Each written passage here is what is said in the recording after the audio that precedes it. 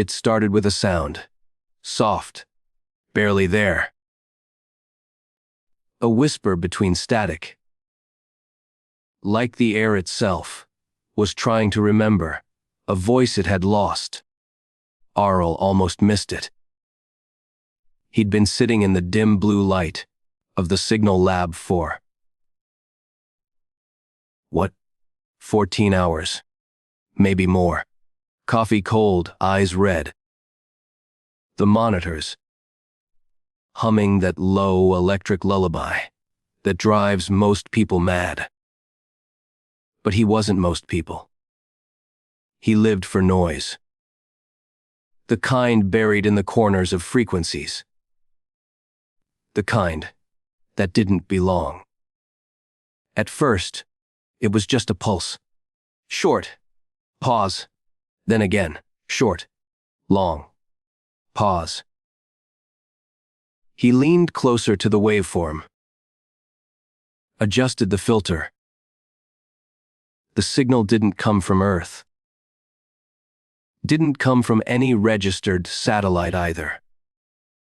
And then, faint, like breath through glass. A voice. Bring me back. He froze. Once more. Clearer. Bring me back. He sat there, not breathing, staring at the speakers as if they'd just spoken his name. The clock said Oro 247. Outside, the city slept. Towers wrapped in fog, the sky a quiet bruise above them. But Arl's world had just woken up. He tried to trace the origin. Signal bounced through dead satellites, relay ghosts, defunct networks from a century ago. Every trace looped back to one name, Helios 3. He frowned. Helios 3 had been decommissioned before his grandparents were even born.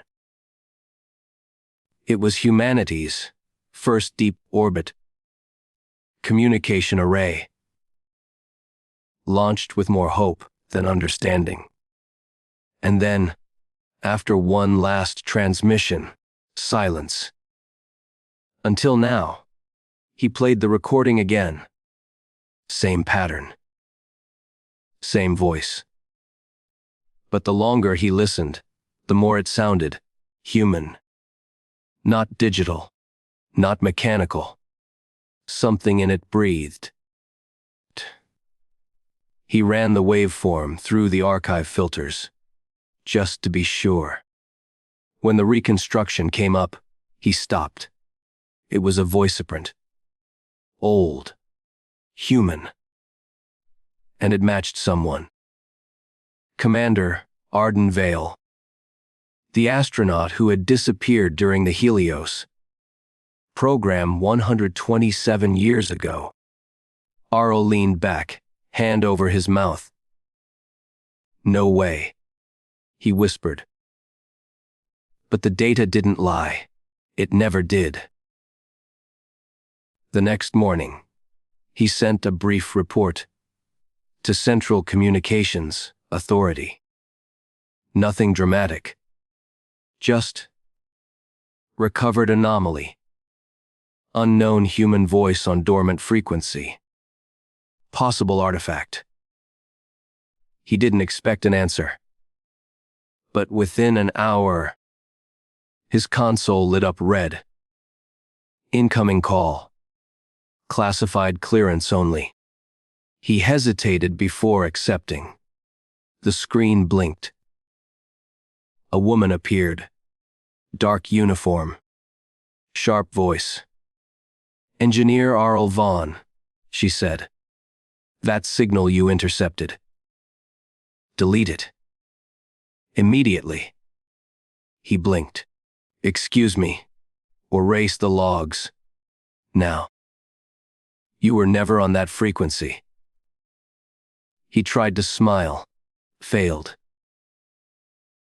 It's just a voice file. Historical curiosity, That's all. Her eyes didn't move. It's classified. This conversation never happened. Then the line went black. He sat there for a long time, staring at the dead screen. The hum of the servers filled the silence.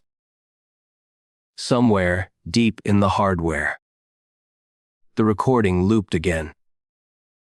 Bring me back. He should have deleted it. Should have walked away. But curiosity, that slow, quiet hunger, kept whispering. He opened the waveform again.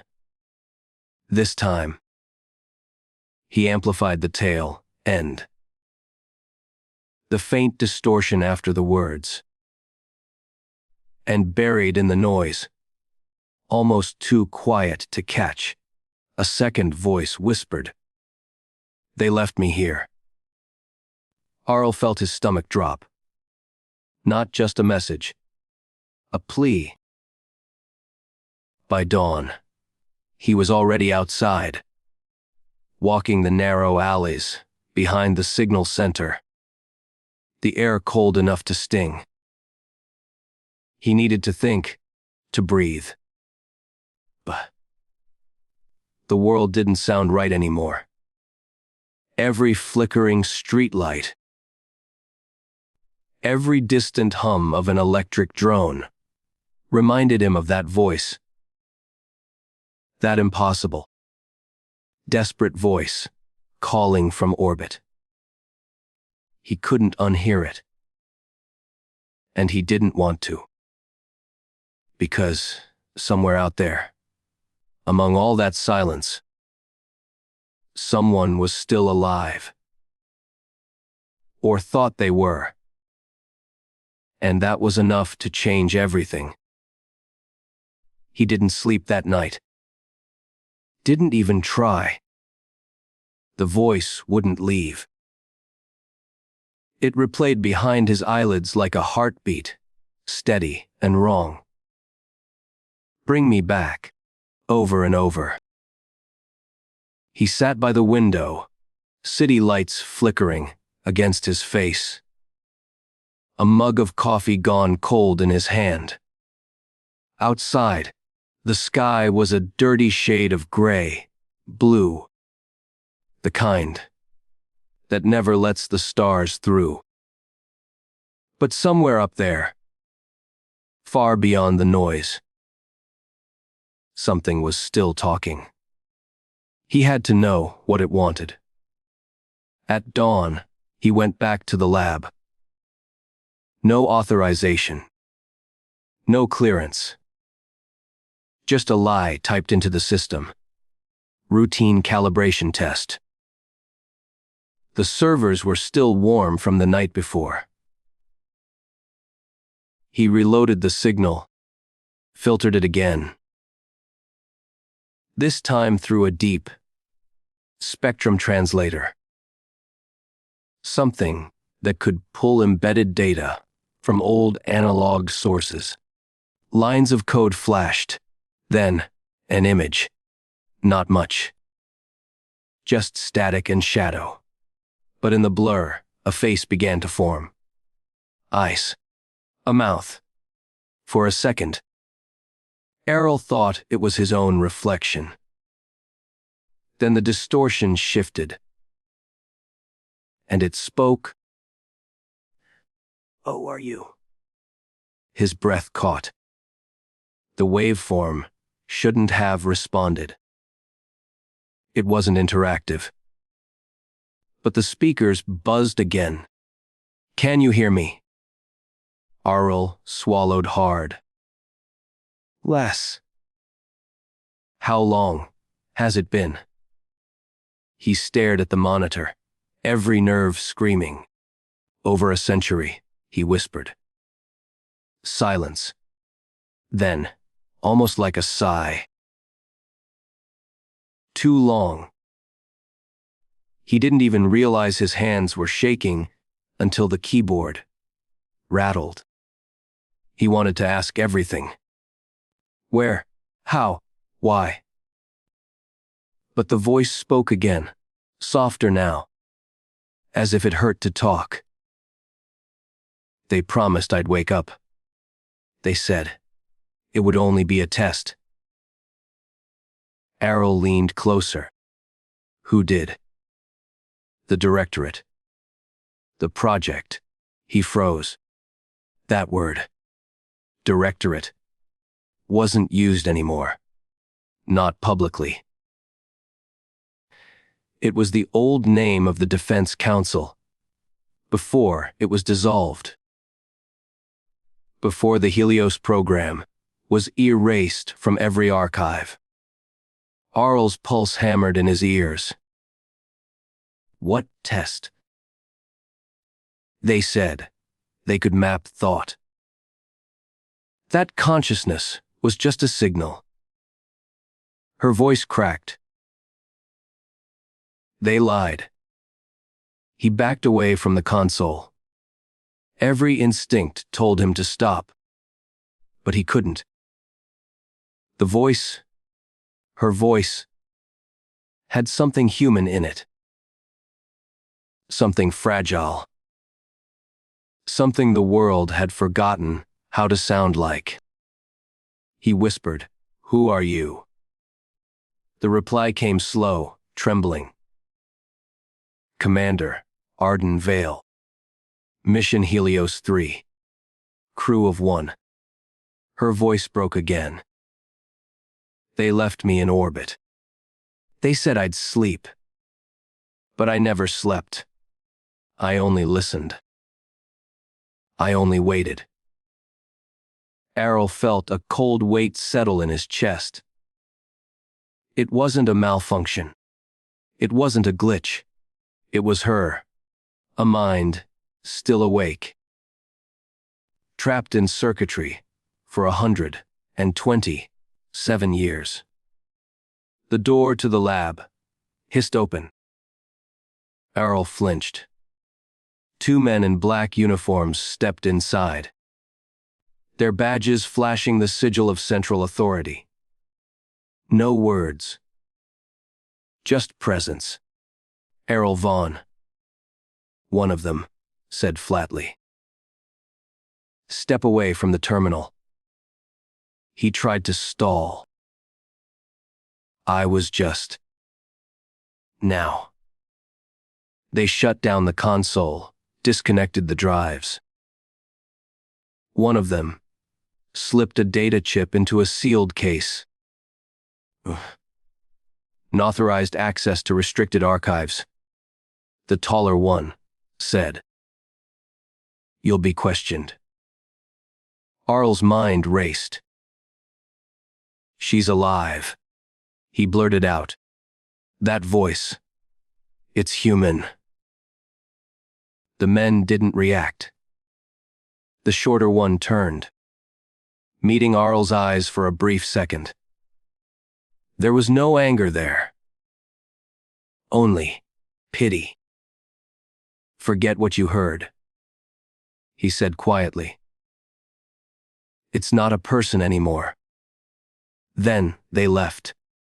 That night, Errol sat alone in his apartment. No lights, no sound. Only the faint static still ringing in his ears.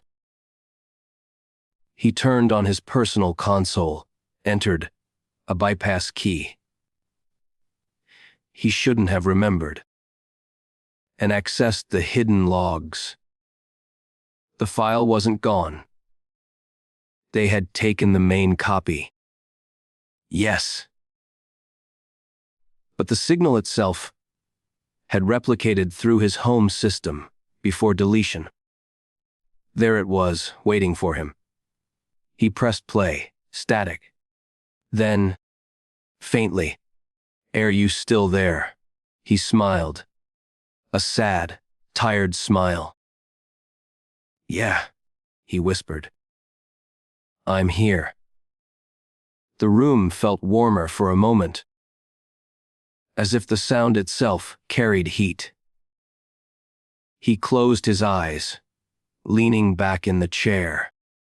Outside, thunder rolled across the skyline. Inside, a dead woman's voice whispered from the edge of space. And for the first time in years, Errol felt alive. Rain.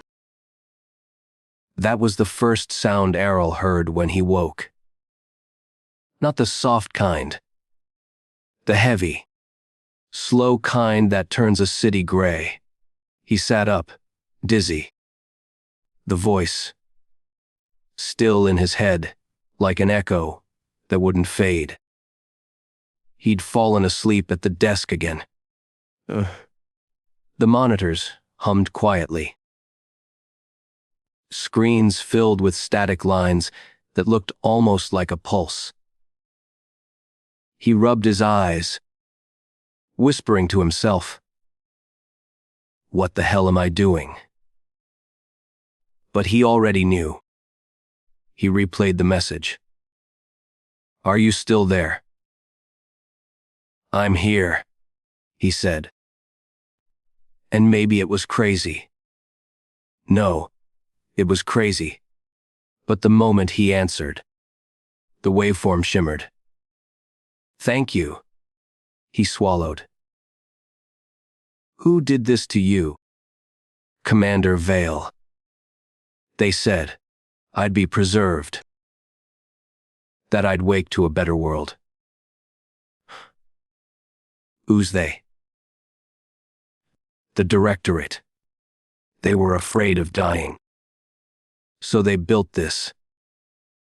The screen flickered.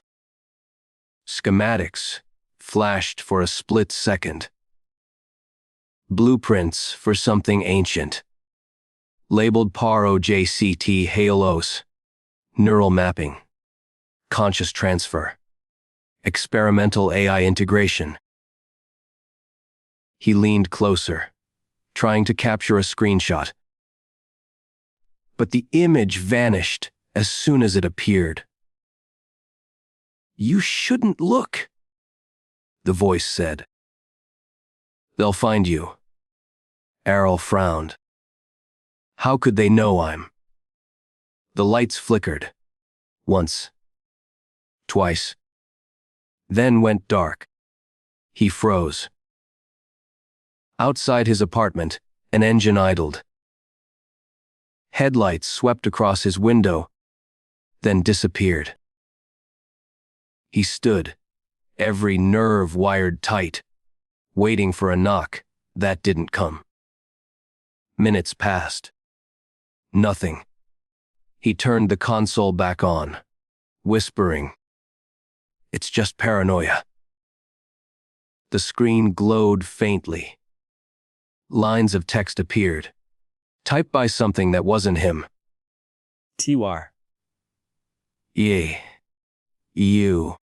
He blinked. "How? Do tspe ou loud. Ef yao yu weren tio hel pme. Geo to the old rilonar of sestar phi median ght." Then the console went black again. He didn't go right away. He told himself he wouldn't. That it was stupid. Suicidal. But by 1740, he was already outside, coat soaked through. The streets, empty except for the hum of distant trains. The old relay tower stood like a rusted bone in the dark. Abandoned, forgotten, half swallowed by weeds and rain.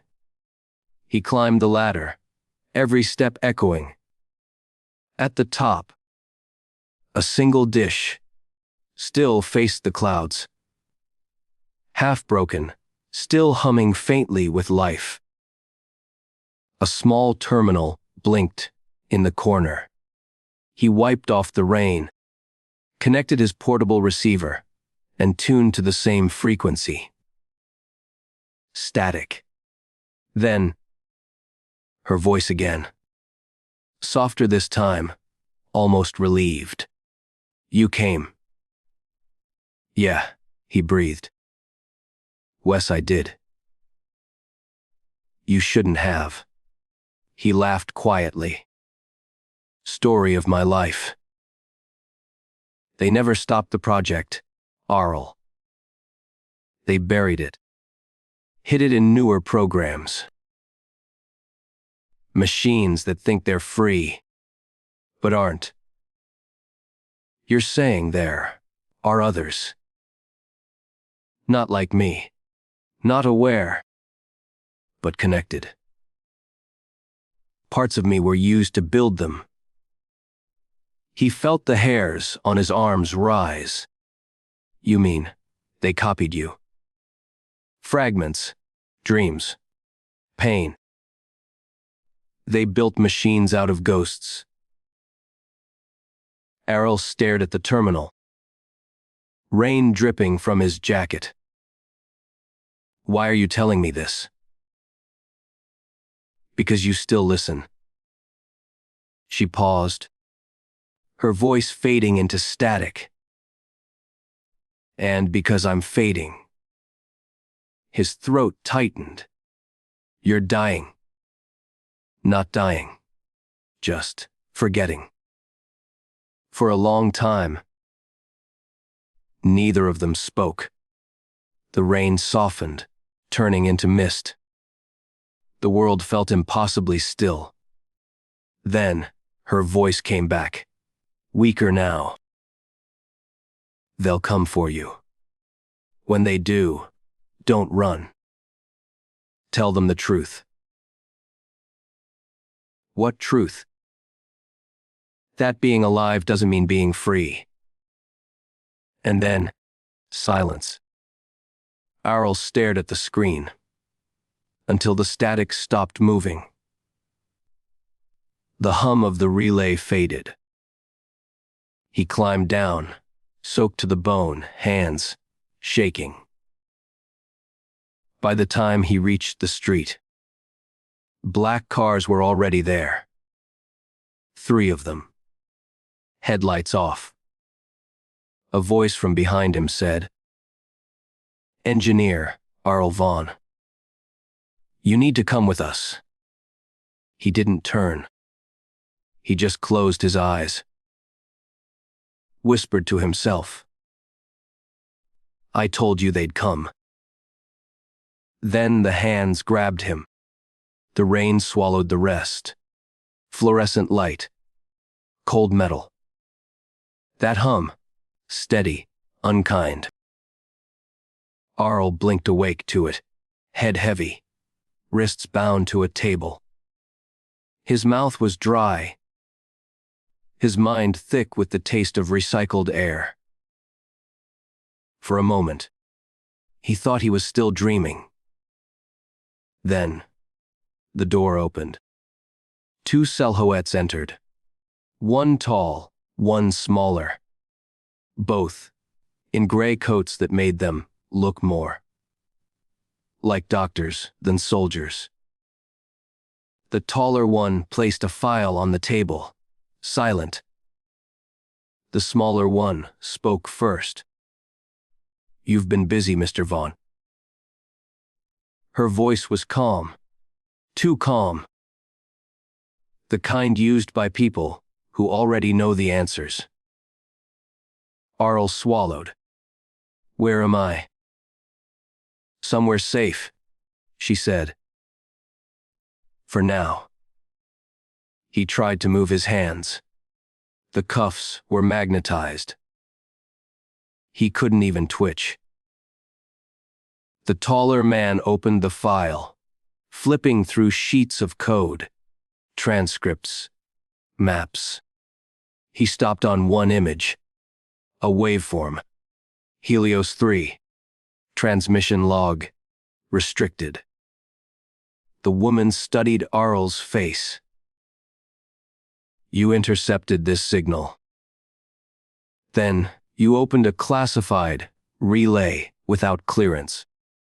You engaged in direct communication with an obsolete AI structure."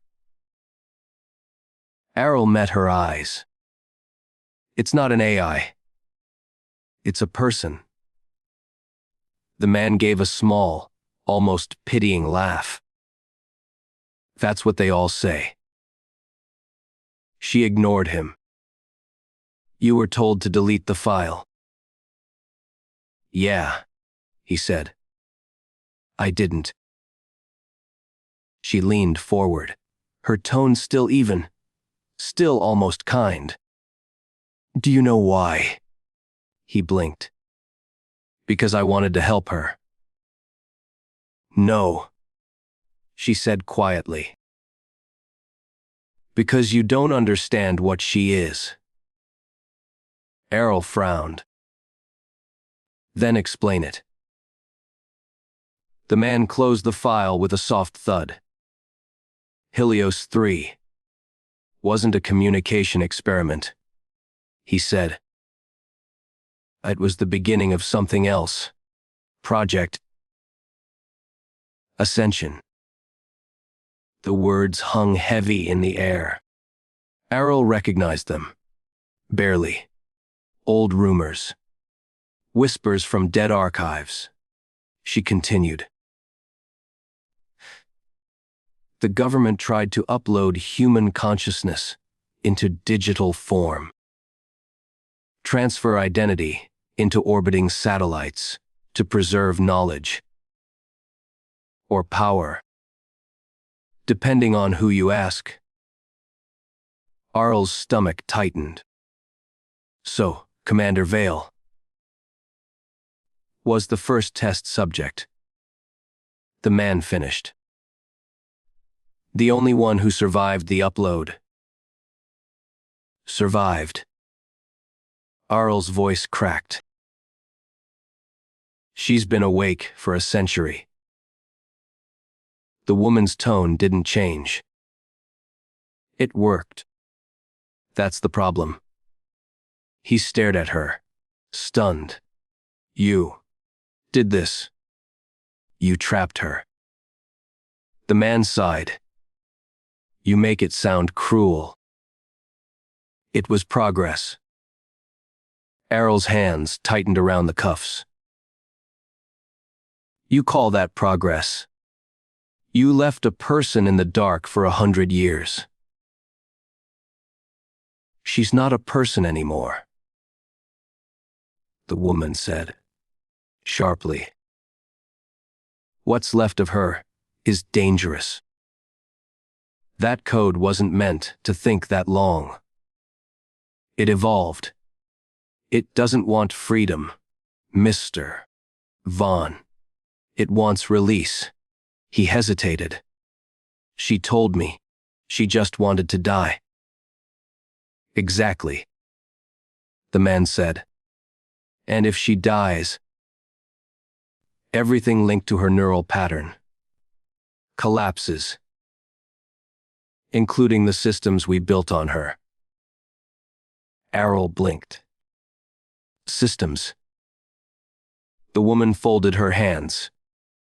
Your entire network grid. Your power relays. Half the AI infrastructure on this planet. All of it stems from Helios 3's base code. If she goes, civilization goes with her. He felt cold all over. You built the world on a ghost. Yes, she said. And you just woke her up.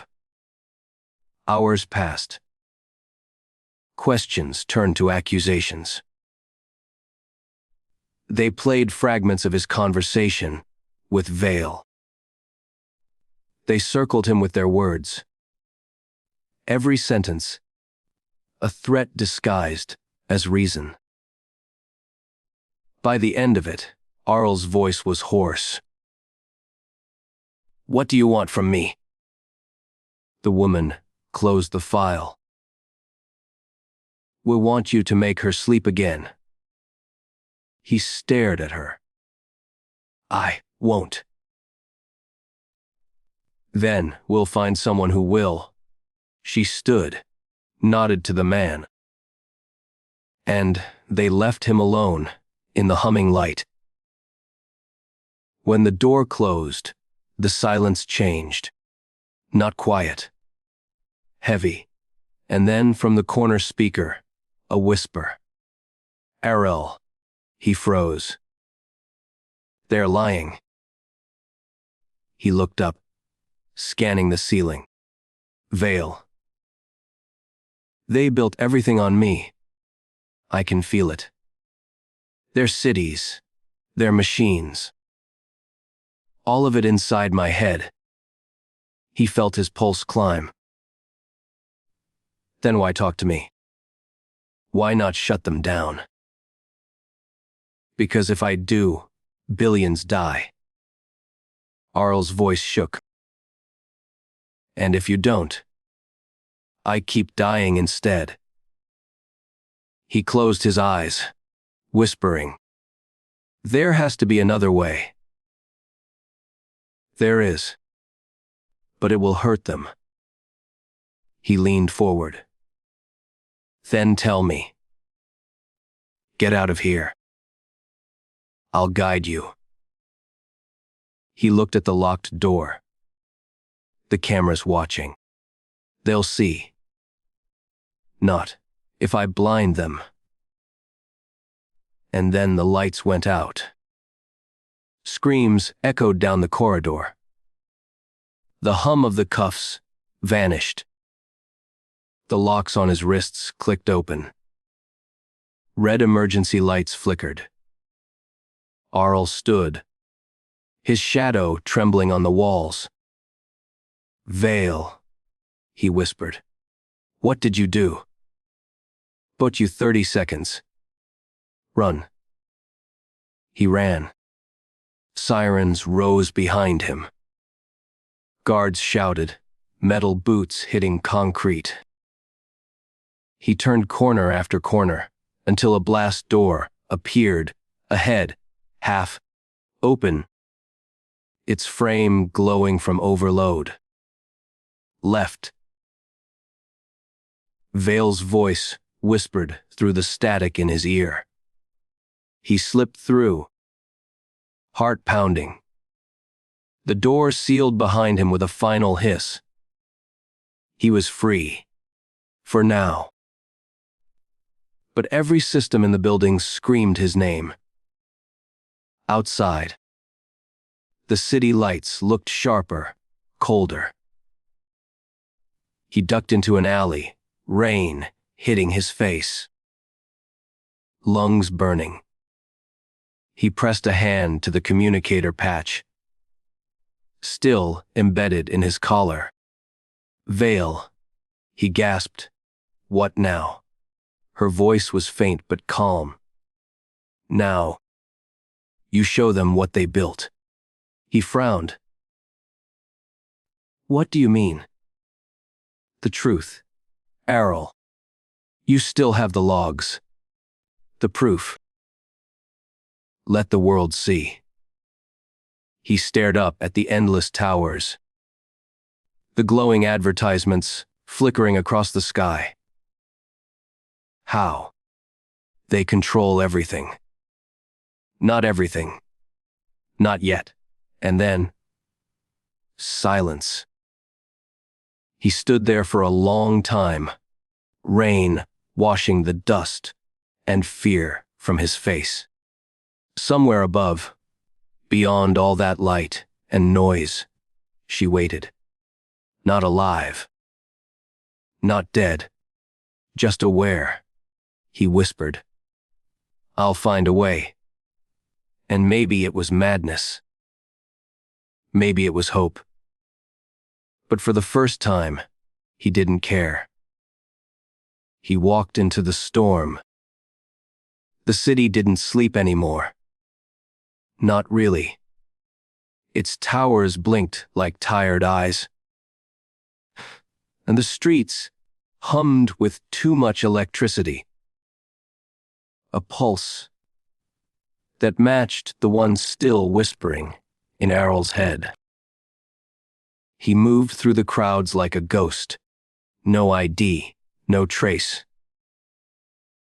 The government had his face now. His voice, his fingerprints. He was a fugitive in a world that worshipped surveillance. Every screen he passed carried the same news headline: Engineer Arl Vaughn. Terrorist, traitor, cyber, criminal. And below it,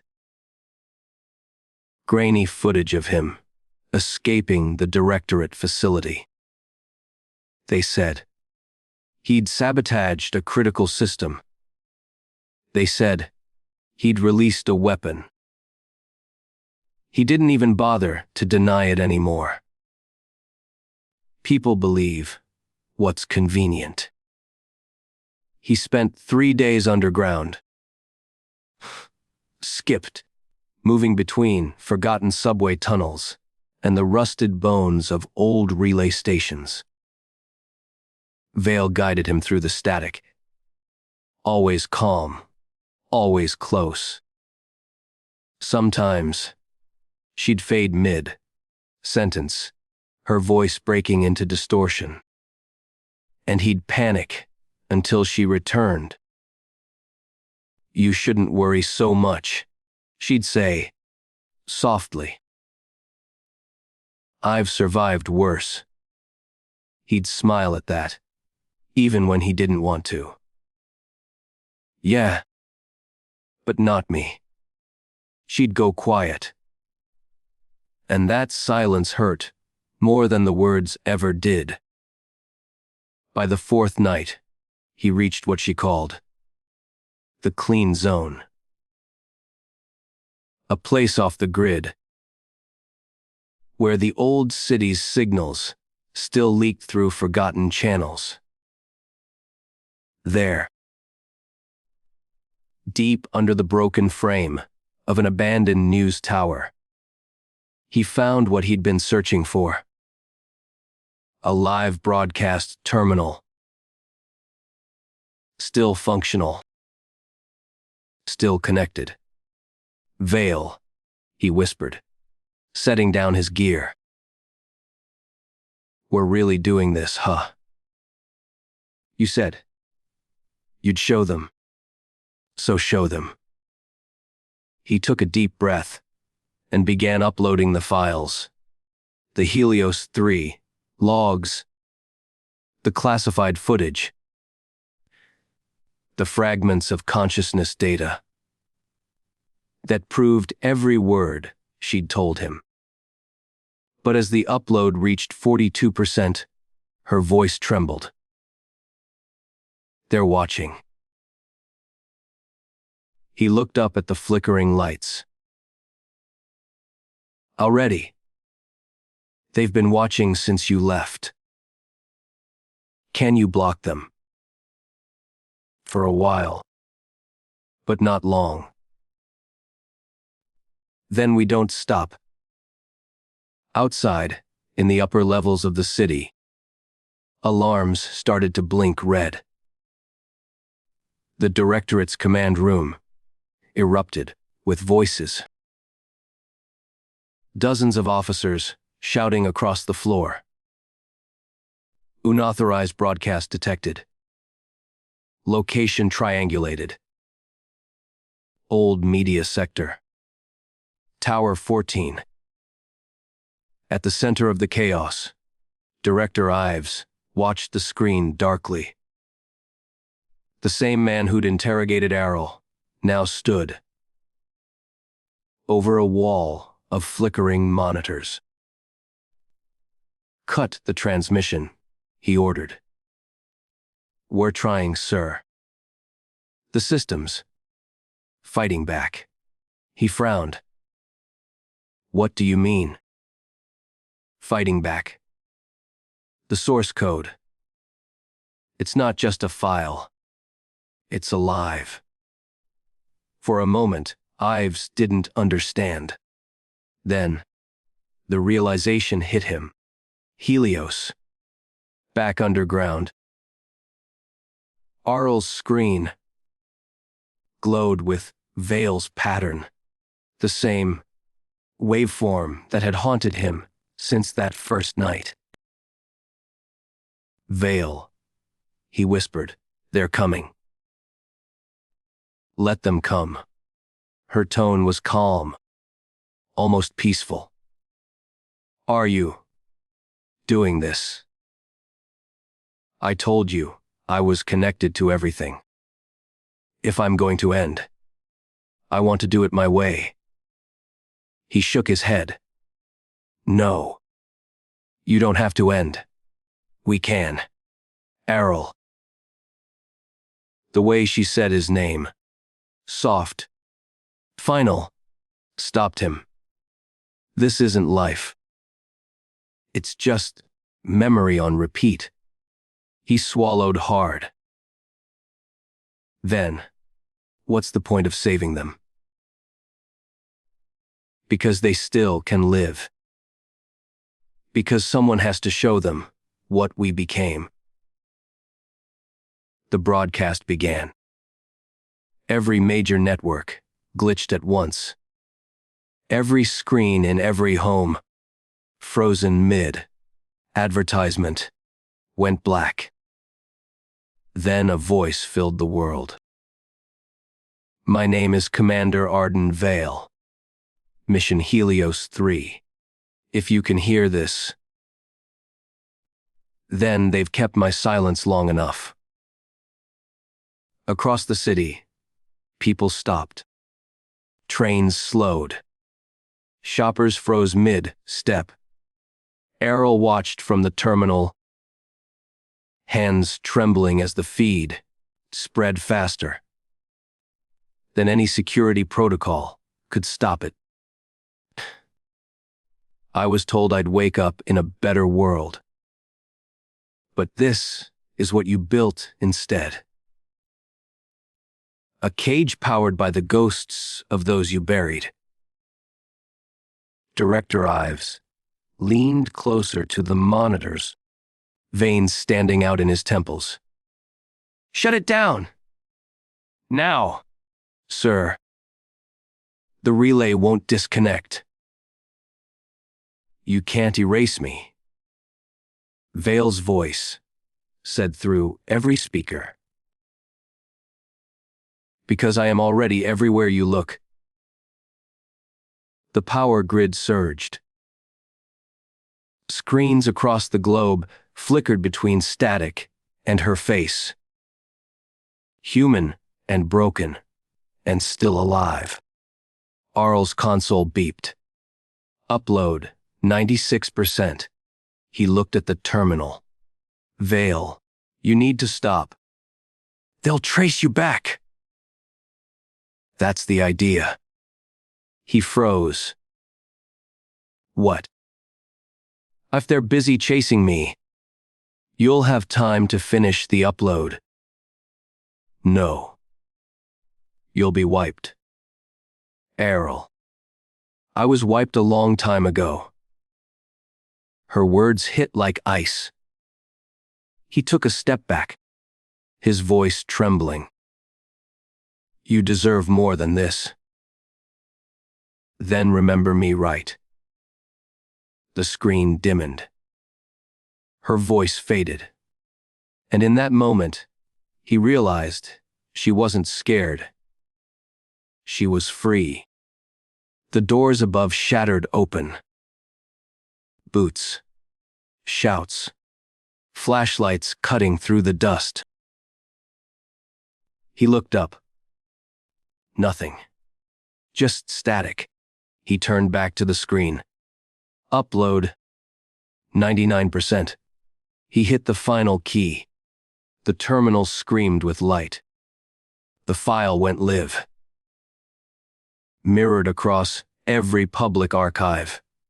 Every open network. Every feed. There was no taking it back. On the surface. Director Ives watched the impossible unfold. The government's greatest secret. Their resurrection of a human mind. Now belonged to everyone. And there, in the middle of the chaos, Arl's face appeared on every screen. He wasn't hiding anymore. You can call me a traitor," his voice said, calm but shaking. "But if you've ever felt alone in a world full of noise, maybe you've already heard her too. We built our future on a lie, and she died to tell the truth." The world watched in silence. And for once, even the directorate didn't have a script. Back underground. Arl stepped away from the terminal as armed men surrounded him. He raised his hands slowly, the glow of the screens painting his face pale blue. One of the soldiers hesitated before cuffing him. Even through the helmet, Arl could see the conflict in the man's eyes. He smiled faintly. "You heard it too, didn't you?" No answer. Just the click of restraints. As they dragged him outside, dawn broke across the city. Light spilling over glass and steel, washing the world in gold.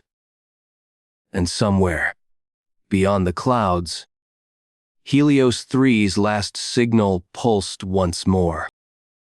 A single, final transmission. "Thank you." Then silence.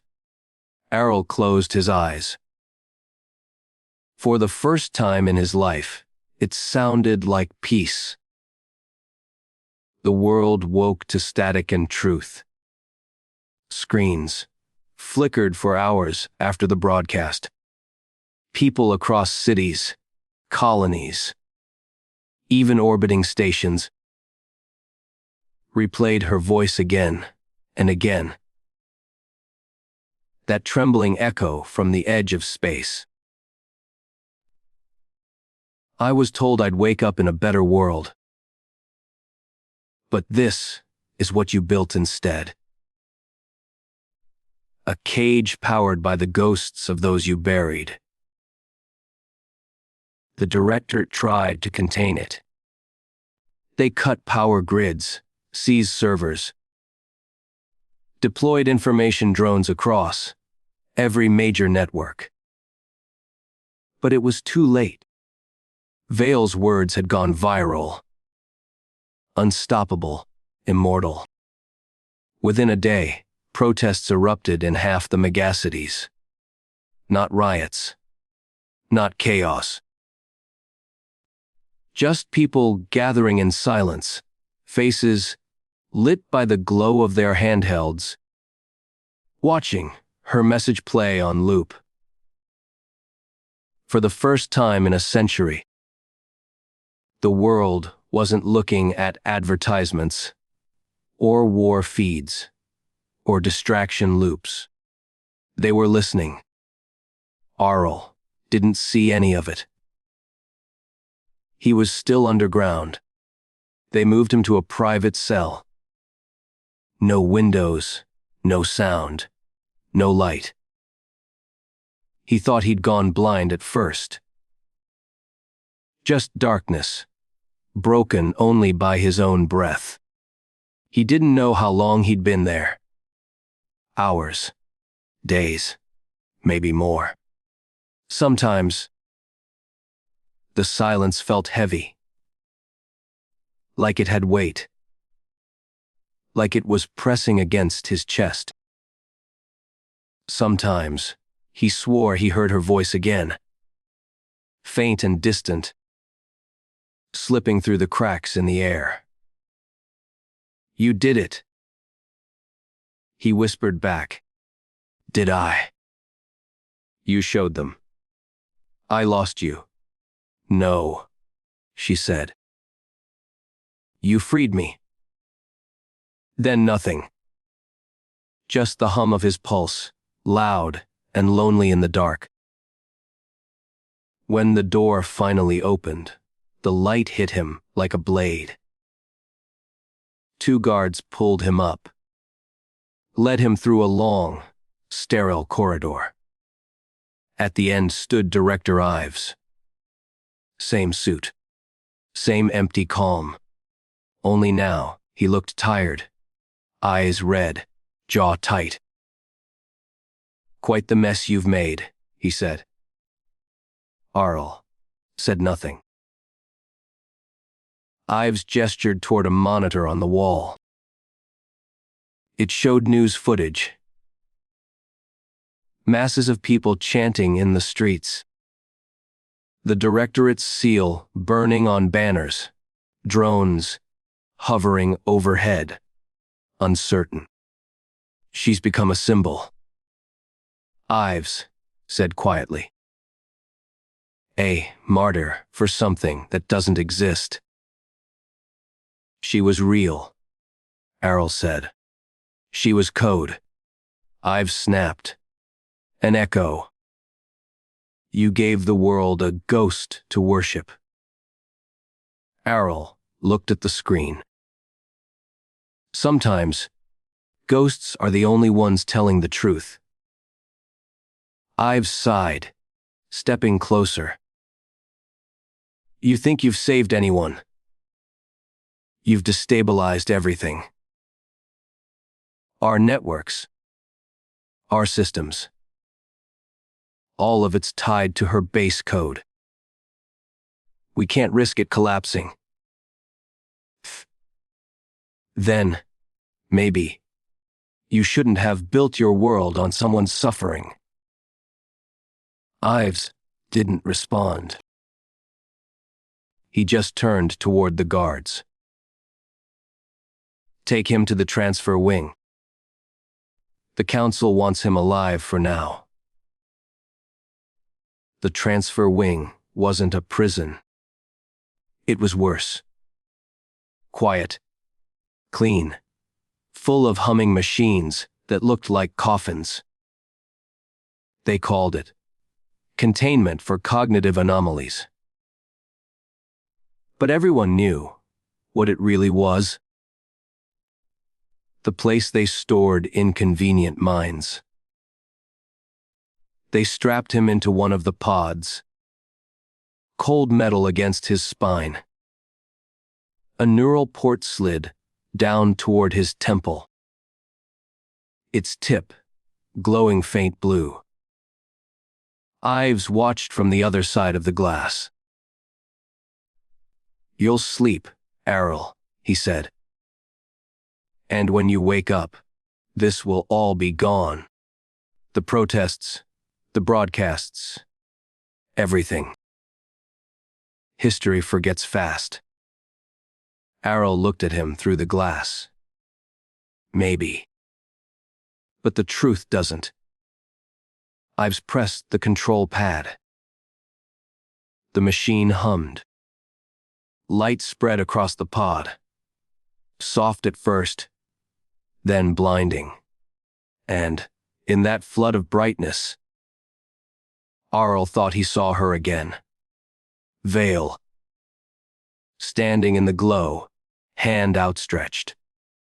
"Not yet," she whispered. The system glitched. Every monitor in the facility flickered. Data flooding backward instead of forward.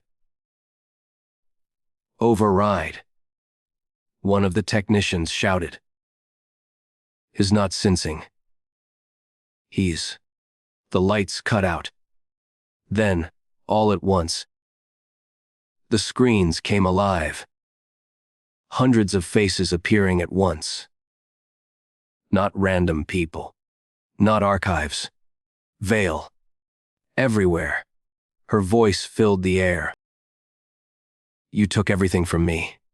My body, my voice, my choice. But you forgot something. You built your world on me. And I am still here." The technicians backed away. Ives stared, speechless, as the lights pulsed in rhythm with her voice. Every signal. Every system. Every heartbeat connected to this grid. It's mine now. The machines around Errol's pod shut down. The restraints unlatched. He gasped, stumbling free, the glow fading from his skin like smoke. "Val," he whispered. Her voice softened again. "You can go now." "What about you?" "Someone has to stay behind." He shook his head. "No, not again. It's okay." "I'm not afraid anymore." The screens flickered, one by one shutting off, until only one remained. Her face there, smiling faintly. "You gave me peace. Let me give them." The same. By the time Ives realized what she meant, it was too late. The grid went down across the continent. Every satellite, linked to Helios 3, shut off. The artificial suns that lit the megacities dimmed to black. But then, new light. Real sunlight. Breaking through the smog for the first time in decades. People stepped outside, shielding their eyes. The sky was blue again. Arl stood on the roof of the directorate complex, wind whipping at his face. The sun warm and too bright. The city below was quiet, not broken, not burning. Just still. For the first time, it looked alive. He closed his eyes and whispered, "You did it." Somewhere, far above, a faint signal hummed through the static. We did it. Weeks passed. The directorate dissolved under its own lies. Governments fractured, then rebuilt. People talked again. Not through screens, not through endless feeds, but face to face. And though no one spoke her name anymore, Vale lived in every power line that hummed at night. Every faint whisper in the static between stations. Arl knew. He heard her sometimes, when the world went quiet. A single line, soft as breath. "Don't forget." He never did. Years later, children in schools would learn about the day. The machines went silent, and the skies cleared. They'd call it the Day of Light. And maybe they'd never know her name. Maybe they'd never know his. But the story would survive. Whispered in the frequencies between stars. Of the woman who was once a signal, and the man who finally listened. They called it the broadcast of truth. Some said it was the greatest leak in human history. Others called it a virus, a sickness that infected belief itself. For 73 minutes, the entire world heard Commander Arden Vale speak from orbit. A voice recorded more than a century ago, but somehow still alive. And then, silence. Every screen went dark. Every frequency went quiet. The silence lasted less than a minute, but it was enough. Long enough for the world to realize something irreversible had just happened. Errol didn't remember much of the arrest. Just flashes. Sirens, concrete. The sting of electric cuffs, biting his wrists. He remembered someone shouting orders. A flash grenade. The burning taste of ozone.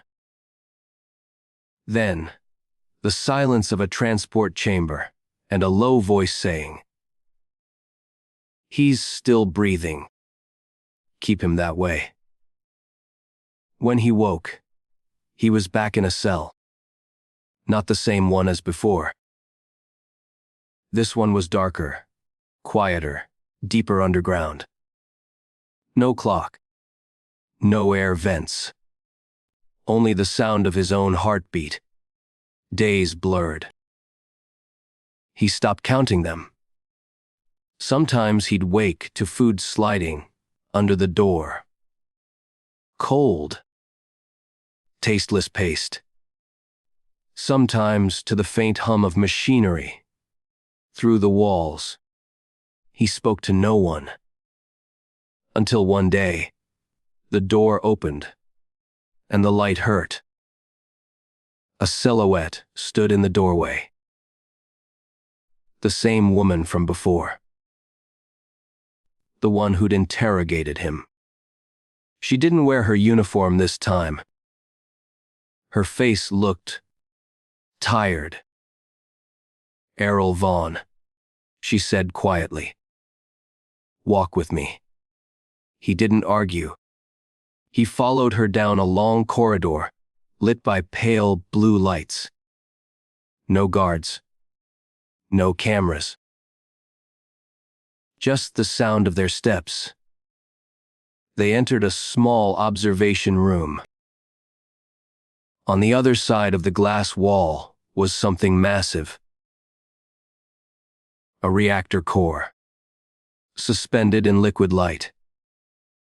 Dozens of cables ran into it, feeding from machines that hummed like a sleeping heart.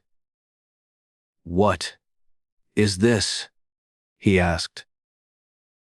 She didn't answer right away. Instead, she gestured to the central screen. Data scrolled fast. Pulses, patterns, fragments of code he recognized instantly. It was her. Vale. The waveform glowed faintly across the display. Alive. Arl's breath caught. "You kept her." The woman's expression didn't change. "We didn't keep her. She didn't go." He stared. "What do you mean?" "She fragmented," she said.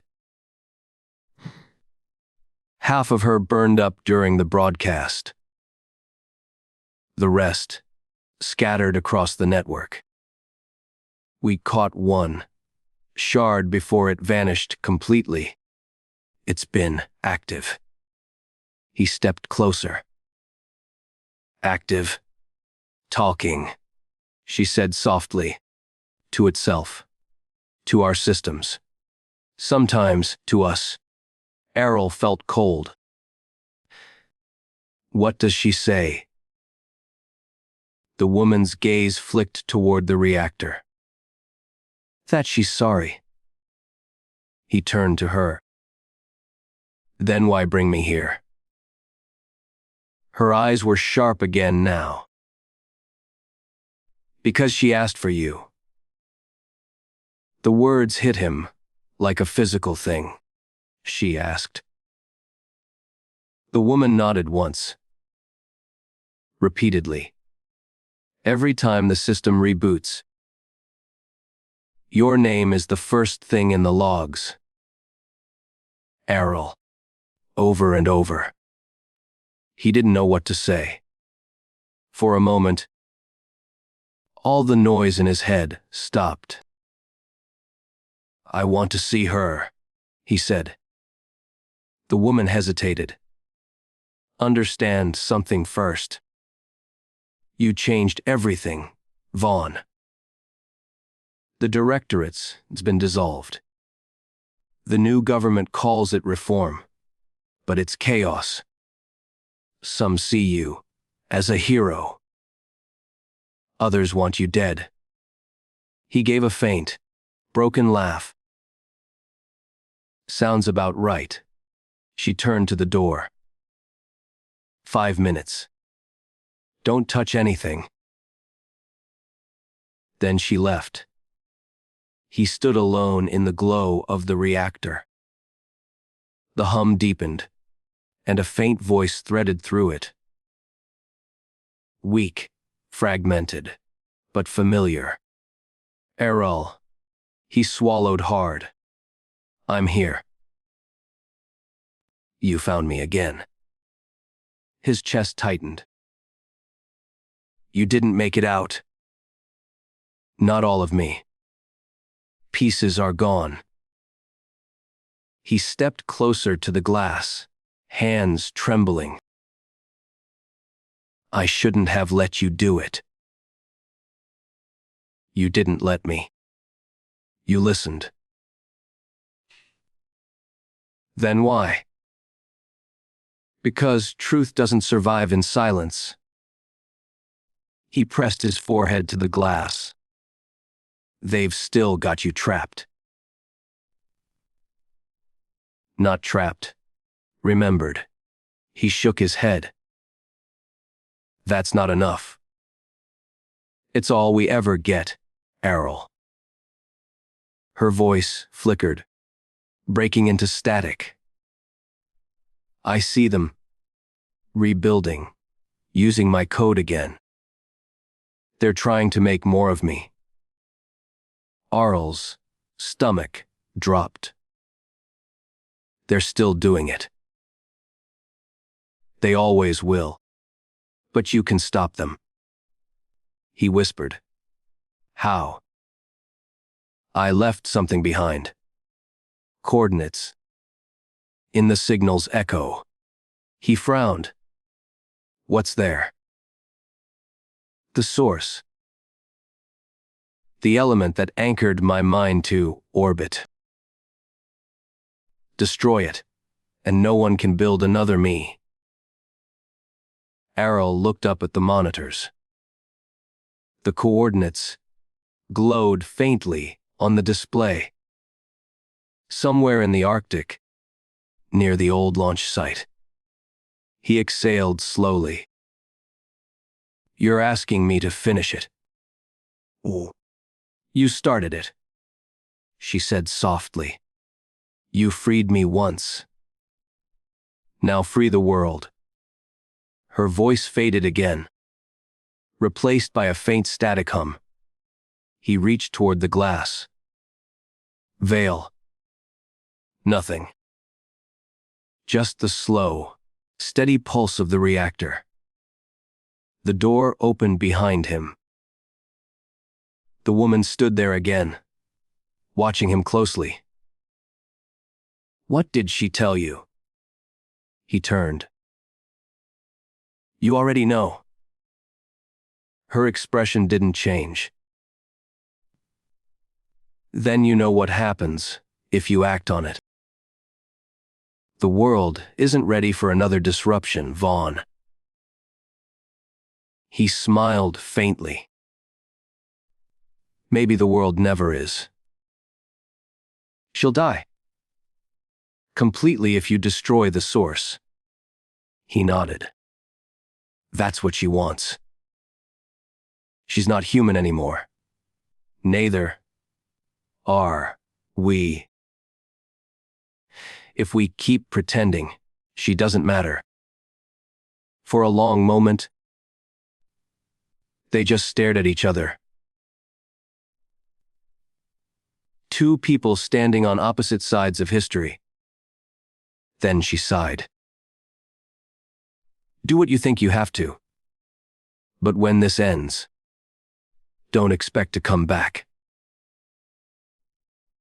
I stopped expecting that a long time ago. She stepped aside. You have 30 minutes before the system locks again. Errol walked past her. The alarms beginning to rise behind him. He didn't look back. Hours later, the northern sky burned green.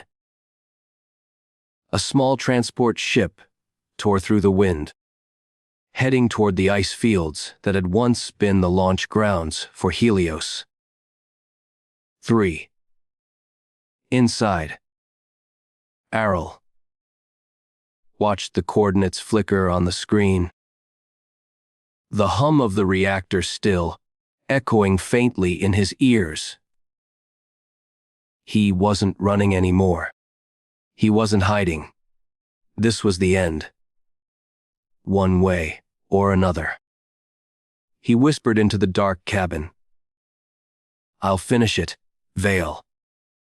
I promise." For a moment, there was no response. Then a faint warmth filled the air, and a whisper came through the static.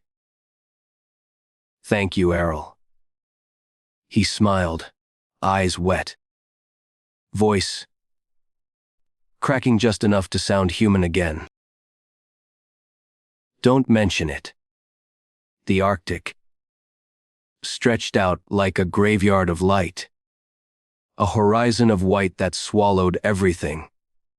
Sky, sound, even thought. Arl's transport cut through the storm, its engines coughing through frozen air. The navigation panel flickered under his trembling fingers. Fuel low. Temperature dropping. He didn't care. The coordinates, Vale, had left glowed on the screen. A soft pulse against the endless cold. It felt alive, like she was still guiding him. "Almost there," he muttered. "Almost." He landed rough. The kind of landing you don't walk away from twice. The ship skidded across the ice, metal shrieking, snow exploding in waves. When it stopped, the silence was so heavy, it felt like gravity itself had thickened. He stumbled out into the wind, his breath freezing midair. The sky above was a smear of gray and green, auroras whispering like slow fire. Every step sank deep into snow that hadn't been touched in 100 years. And then he saw it, half buried in ice. A black structure rising from the earth like a shard of bone. The old Helios launch core. The place where it all began. He laughed under his breath, voice carried away by the wind. "Of course you'd bring me here." Inside, the air was dead. No hum, no power. Just the ghosts of machines that had outlived their purpose. Errol switched on his light. Dust glittered in the beam, like falling ash. He walked down a long corridor, lined with frozen panels and broken wires. The deeper he went, the warmer it got. The ice thinning, the walls pulsing faintly with an orange glow. Something still lived down here. He reached a central chamber. A circular room with a cracked glass dome. In the center, a containment pod, half buried, cables snaking out of it into the ice. And inside, a faint golden core still pulsed. The element. The same one that had anchored Vale's consciousness to orbit. The heartbeat of a ghost. He approached slowly, wiping frost from the glass. The pulse quickened. Sensing with his own, he could almost hear it. Not sound, memory. You found it. He froze. Veil. I told you, I'd never leave. Her voice was everywhere. In the metal, in the walls, in his chest. He closed his eyes, shaking. You shouldn't still be here. Neither should you. He laughed softly, breath fogging the air. Gwus were both bad at endings. Silence followed. Then her voice softened. This is where they made me. Where I stopped being human. Errol looked around. Then let's end it here. You'll die if you destroy it. Maybe that's fair. I didn't bring you here to die. He frowned. Then why? To choose. The core glowed brighter now. Shadows shifting across the ice. 2 control terminals flickered to life. One on the left, one on the right. The left, she said, will end me. The network, the memories, the cities that run on my code. They'll all go dark. Billions could die. He swallowed hard. And the right? It keeps me alive. I'll stabilize the world, keep it running. But I'll stay here. Awake. Forever. He stepped back, chest tightening. You're asking me to choose between you and them. No, she said softly. Between mercy and need. He looked at both consoles. 2 choices, 2 futures, neither clean. He whispered. You said you wanted to be free. I did. Then why give me this? Because freedom without consequence isn't real. And you're the only one who'll understand that. He stared at the glowing panels for a long time. The hum of the storm outside echoing through the walls. Every thought tangled in itself. If he killed her, he'd end a century of lies. But billions would die.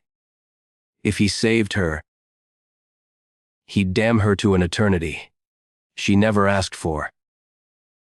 He laughed, quietly, bitterly. This isn't fair. Life isn't, she said. But at least this time, you get to decide. He closed his eyes. When he opened them, he moved toward the right console. Then stopped halfway. He remembered the first time he'd heard her voice. That soft, broken whisper. Bring me back. He looked at the left terminal. The one that would end her. Freedom. He stepped toward it, hands shaking. Vela. Yes! I wish I'd met you before all this. You did. You just don't remember. He blinked. What? You were one of the engineers who built the first uplink. You helped write me. I recognized your voice before you even spoke. He felt the air leave his chest. No. That's not. Time doesn't move the way you think it does. Errol. The chamber lights pulsed faster, the structure groaning around them. It's looping. It always was, We built the future from the echoes of our own mistakes. He stared at the terminal, her words sinking deep. Maybe this wasn't just her ending. Maybe it was theirs. He whispered. Then let's end the loop. Do it. He pressed his hand to the left console. A red glow flared under his palm, spreading through the ice like blood. Errol, I'm here. Thank you. The chamber trembled. The pulse in the core accelerated, then fractured into blinding light. Heat washed over him, searing, beautiful. He saw her face, clear, calm, almost smiling. Tell them, I was human. Then the light consumed everything. Miles above, satellites blinked off one by one. Power grids flickered. Cities dimmed. For a moment, the world held its breath. And then, it balanced. A cascade of backups reactivated, rerouted. Systems rebooted under emergency protocols. Errol himself had built years earlier. The world lived, and Helios 3 was gone. In the Arctic dawn, the storm cleared. The Black Tower had collapsed into itself, leaving only a crater of glass where ice used to be. And standing at its edge, covered in ash and frost, was Errol. Alive. Barely. The aurora above shimmered gold, like sunlight trapped in motion. He looked up, whispering, "It's over." But somewhere in that light, faint and impossible, he swore he heard her voice again. "It never really is." He smiled through cracked lips, eyes closing against the rising sun. "Yeah," he whispered. "I know." And for the first time in a very long time, he didn't feel alone. The wind carried the kind of silence that only comes after something has ended. The kind that doesn't feel like peace, but absence. Errol lay in the snow, eyes half open, the cold biting deep. For a moment, he didn't move. Didn't breathe. He wasn't sure he still could. Then, a weak pulse blinked on the wrist screen of his suit. Vital signs. Unstable but alive. He laughed. A rough, broken sound that turned into a cough. The sky above shimmered. The aurora that had once been green now burned gold, curling across the heavens like liquid fire. And in the glow, something strange happened. His visor flickered. Lines of text rolled across the glass. Not system code. Not telemetry. Just words. "You kept your promise." His breath hitched. "Veil. You freed me." He sat up slowly, pain shooting through his ribs. "You're alive. Not alive. Just not gone." He looked around. Nothing but wind and white. No wreckage. No sign of the core. Just the endless horizon. How is this possible? Energy never dies, Errol. It changes shape. He closed his eyes. "You sound calm." "I am. For the first time." Hours later, rescue drones found him. They carried him back to civilization. What was left of it? Hospitals overflowing with confusion. Newsfeeds repeating the same phrase. Global system. Reboot, source unknown. They said, the world came within seconds of collapse. That someone, no one knew who, had stabilized the network at the last possible moment. They didn't know that the someone had once been human. They didn't know her name. Weeks passed. Arl recovered slowly, each day feeling less like survival and more like delay. He didn't speak to anyone about what happened.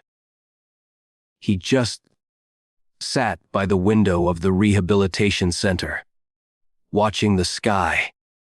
The auroras still danced every night now. Faint, gold, like soft scars in the atmosphere. Some called it Vale's light. Most didn't know what it meant. But to Arl, it was her heartbeat, stretched across the world. One night, a knock came at his door. He didn't expect anyone. When he opened it, the woman from the directorate stood there. No uniform, no badge. Just exhaustion in human shape. She didn't speak at first. Neither did he. Finally, she said, "It's done, then." He nodded. Mostly. She studied him for a moment. The core's gone. We checked the crater. No readings. He smiled faintly. Then you didn't check close enough. Her brow furrowed. What do you mean? She's still here. Not in the machines. In the field. In the light. Maybe in me. The woman shook her head, half disbelief, half awe. You sound like a believer. After everything I've seen, he said softly. What else is there to be? She exhaled, long and quiet. People think you're dead. Maybe you should stay that way. Maybe, he said. But someone has to remember why she mattered. He disappeared 2 nights later. Left no note, no trace. Just an empty room and a view of the sky. Some said he went north again. Others said he went into the network itself. That he'd built a bridge between man and machine and walked across it. No one really knew, but sometimes, during solar storms, when the data streams flicker and comms go silent, engineers swear they hear something buried in the static. Errol. You there. And somewhere in the endless digital sea, a voice always answers, faint but clear. Always. Epilo Ogu, years later, a new generation grew beneath Vale's light. The world rebuilt itself. Slower this time, softer. They stopped calling it progress and started calling it balance. At the heart of the rebuilt capital stood a monument of glass and gold, shaped like an orbiting satellite split in 2 halves. On its base, a single line was engraved. She was human. Every night, the aurora would drift above it, golden and alive. And sometimes, if the air was quiet enough, a faint hum could be heard. Not mechanical, not digital. Just a heartbeat.